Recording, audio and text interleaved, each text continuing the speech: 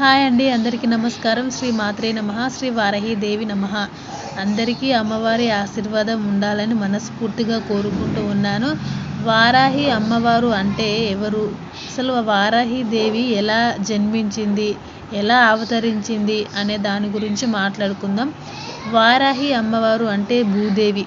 హిరణ్యక్షుడు భూదేవిని జలంలోకి తీసుకెళ్ళినప్పుడు శ్రీ మహావిష్ణువు వారాహ రూపంలో అవతరించి వాడిని సంహరించి భూదేవిని రక్షిస్తాడు. అయితే స్వామి మీద ప్రేమతో అప్పుడు అమ్మవారు వారాహి రూపం తీసుకుంటుందని, అందువలన ఈమె వారాహ స్వామి యొక్క శ్రీ రూపమని కొన్ని ధ్యాన శ్లోకాల్లో కనిపిస్తుంది.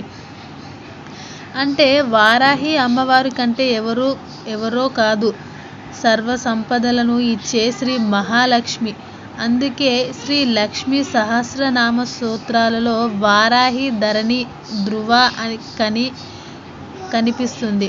కాబట్టి ఈ అమ్మవారిని పూజిస్తే వారాహ స్వామి లాగే అన్ని కోరికలను నెరవేర్చుతుంది, భూతగాదాలను నివారిస్తుంది లేదా పరిష్కరిస్తుంది. కాబట్టి వారాహి అమ్మను ఎంత పూజిస్తే అంత ఫలితం ఉంటుంది. మీకు ఎలాంటి చిన్న కష్టం వచ్చినా సరే అమ్మవారిని పూజించండి, మీ కష్టాలన్నీ తొలగించుకోండి.